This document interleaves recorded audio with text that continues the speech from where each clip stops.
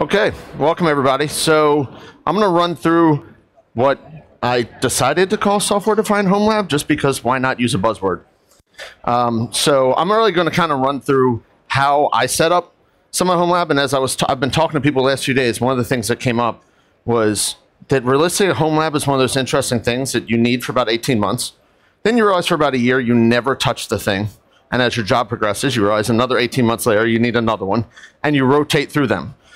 So as I've done that through the years, I've went from having lots of gear to hardly any gear and switching it around. So I'm curious to see what you guys have. So I'm going to run through a few pictures and we'll see what you guys, how many of your labs have either look like these or have these issues, because these were great home labs that I found online. So either you got this guy that apparently has way too much use for monitors in his house. This guy that decided he should put his home lab in his kitchen. I'm pretty sure that's a gateway. Not 100%, but it sure looks like it. And this guy that was like, oh, I'll just keep adding small boxes until I can figure it out. So as you do that, there's a much better way to do this. So how do you do that? How do you come up with a way to fix this? So how many of you guys run home labs right now? Alistair, you run 2 of them? He's over there running both hands. Apparently, depends on, is that your bike? 3 home labs. Okay. I don't even want to know why he has 3 home labs. So my thought is, why not put this whole thing in one system? Now, it's not all about the hardware, but at the same time, last time I checked, it's pretty hard to run it without some hardware. While I'd love to say I could do the whole thing with software, unless you guys have some magical way to do this, it's got to go on some gear somewhere. So when you're doing that, the box here is, so this is the box that I run, only because my company does a lot with Supermicro and I got a hold of one for cheap. In all reality, that was why. Did it really matter? No, but there were a couple requirements that I needed for the home lab. I really didn't need multiple CPUs. I'm running everything virtualized. As long as it's got a lot of cores, I can make it work. Memory-wise, this was the one spot that just spend the money. Spend the money on the memory, because that's what we're going to use up. You guys probably see it when in your normal day-to-day anyway. You buy a box that's got 8 gig of memory and you're going to use it so quick that you're going to just be drowning in why did I bother. On drives, I know a lot of guys that have subscribed to I have to have all SSD in there. I've got to buy all these SSDs. In all reality, for a home lab, I can do a price a little bit cheaper and do some hard drives in it and get that capacity I'm going to use as I'm building it up. Whether you're just doing it for testing on different VMs, or all the guys at home, you might as well at that point have the space there to do it. So if you are running a Plex server, please let me know. I'd love to have more to follow. With that case, so I also made sure that I added in a little bit more networking side of things on it. Just the one for management for connection on it, but then to be able to do stuff on the back end, I just use 2 of the ports and just daisy chain them to each other. Doesn't really matter. I'm just putting the SX on anyway, but now I can spread them out and I can make them act as if there's more ports on it. Just drop vSphere on the box. This same box, I've had vSphere on, and it's a home lab. I've blown it away, and I put KVM on, I've blown away and put Zen on it, and then go back and forth all the time. I think when people build out home labs, every time I get asked about it, the one thing that they're missing is this management system. Just remember, you can't always use your work laptop to access it. You got to have something to access it. If it doesn't have a UI, you're kind of screwed. Make sure you have some way to access it, even if it's just a little box sitting there. Maybe it's a Raspberry Pi, maybe it's an old laptop you got sitting around. Realistically, it doesn't matter, but make sure you add it into it. The thing I specifically liked about this box, as it came through, was it's got 6 drive slots in it. There's 2 little internal 2.5s for those SSDs, and then I can hot swap out the spinning disk for the 3.5s, and it is quiet. It sits under my desk, and I don't even notice it's turned on. So that's the other thing I think to keep in mind, either if it's a laptop or you're looking at a box. If I put 4 3U, 1U, 2U servers in there, whatever it is, they're going to, number 1, use a lot of power, and 2, they're going to be loud, and realistically, your significant other is going to complain. So the whole goal is to not get them to complain, you still get your gear, and then let you buy more gear. Seems to work. So from there, how did I end up going through it, and what's kind of the order of deployment as we're working through it? First step I did, and I'm going to run through each of these and some options for them. Just bare metal hypervisor on it. Obviously, I chose ESX on it. Went through the web client to get the rest of the stuff done. The nice thing is, for those who haven't used it, haven't upgraded or whatever, with it being in 6.5, it's easy. VCSA just makes life easier. Then I did something for the storage. While there's storage on the box and I could use internal, it doesn't allow me to do all that testing that I want to be able to do. And once I get to the next step of getting into actually having the nested ESX on it. At that point, then I can start deploying whatever management apps that I want to have to go along with it. Or whatever testing, whatever I need from home use at that point. So a lot of times, one of the things that comes up next is, how am I going to get the licensing for this?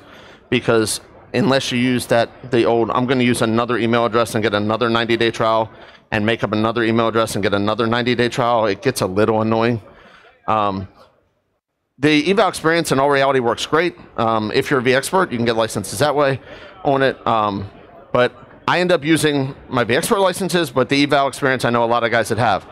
The thing I think is key to this is all the things it includes now that this is finally back. It's only $200 in all reality. It's $200 for the year for it. It's really not that much money to be able to get all the access to it as you're doing it. My experience has been that most companies will, even if you say, hey, I've got gear, but I need this, they'll let you expense it off. It's not that much to do it. And now you have all these licenses to use at home, figure it out, learn it. All the way through things like vSAN. In all reality, that other management box you've got sitting there, maybe you're putting workstation on it, and maybe you're running some stuff from it as well. I was talking earlier to a guy that hardly ever turns up his main cluster because he just has one box that he runs workstation on with a couple nested ESX on it as his management cluster, and then has workstations in there. And that's all he needs for normal day-to-day stuff. The other one just kind of sits there and he doesn't think about it. So I was surprised how many people didn't realize you could, either you could nest it very easily, or that it was actually was supported to do it, and you can walk through things. So obviously, William Lamb, if you guys haven't met him, has been doing this for ages, and has all sorts of different ways. But the most recent is using the OVA of ESX to do it. It does make life a whole lot easier if you can just deploy an OVA into it. Now I just have that nested ESX. I don't have to add and do everything to figure everything out. It just makes it nice and easy. The VCSA, this is the one spot that I tend to just go do the trial the first time I get in, then I have the licensing. As long as I have the software down, it just makes it easier. And that just kind of flows into it. Now, this one, there's been a lot of questions. If you're doing a home lab, how many of you really want to play with NSX in your home lab? Okay, so there's a few of you. You can do it. What benefit, other than just playing with it, was there a benefit you're looking for out of NSX in your home lab?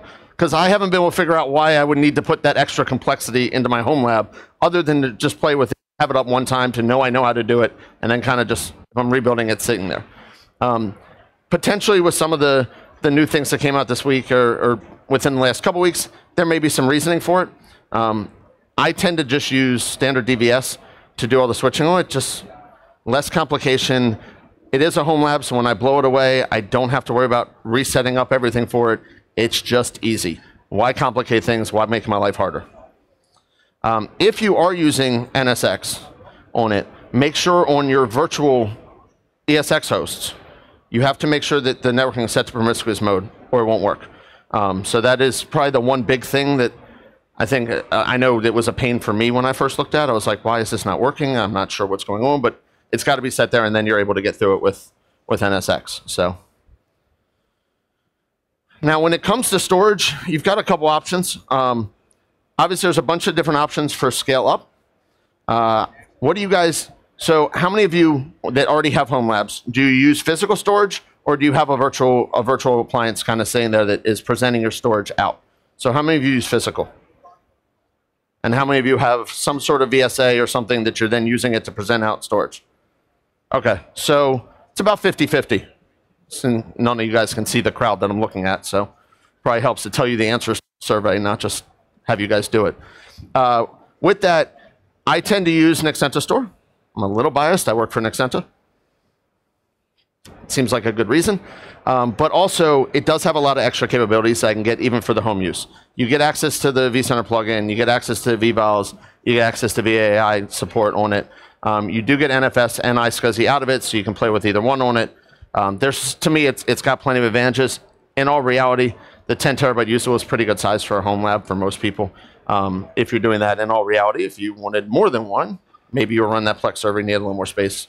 You just bring up another one. It's a VSA. It's not that hard. There are options, soft NAS, free NAS. If you wanted to use that vSAN licensing that came with eval experience, that capability is there. You could do it.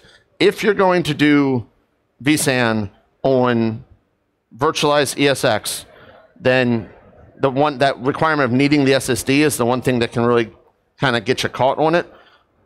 It doesn't take that much to fix that. Just go into the config parameters when you set it up and change the one line to tell it that it's an SSD. And that'll get you through that. I know that these are all recorded, so the links that got cut off and everything, you can watch the video, you can figure out if you want to. I tried to put all the links in here, so if you needed one of these things that I just said, hey, use this command, you can just go get the link that I pulled it off of myself to make sure that you can get it. So you've got a lot of options on storage side of things. One thing that I've definitely noticed on doing is you don't want to do just that local storage. You lose out a lot by not having something else to either present up NFS or present up iSCSI to be able to utilize. You just don't have the advantage. I mean, you lose all that capability just by having just local storage on it.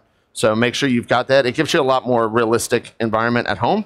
Plus, it gives you a chance to do things like back that up easier. If it's just running as a VM, even for my home lab, I like to have at least the main boxes that I'm backing up to something, whether it's a USB hard drive or something else that's sitting there, just so when I do rebuild it, I don't crush myself trying to rebuild it every time. So from there, I think the last thing, and for those of you who hadn't seen this, this was probably about 2 months ago. Anthony Spatera put this out. To be able to access things remotely on it using Veeam's PN Hub. So you can throw a piece out in Azure or AWS, and you don't have to run a true VPN into your environment, into your house, and go through the complications of running a VPN, or even a VNC and leave a box up there. You can get access into it pretty easily to do this. So pretty easy opening stuff up on your home router, your home firewall, whatever it is, and gives you access straight through with a real easy, quick VPN. So in 13 minutes, that's as much detail as you're getting on a home lab. Hopefully you guys got something out of that. Thank you. Have a great rest of the day.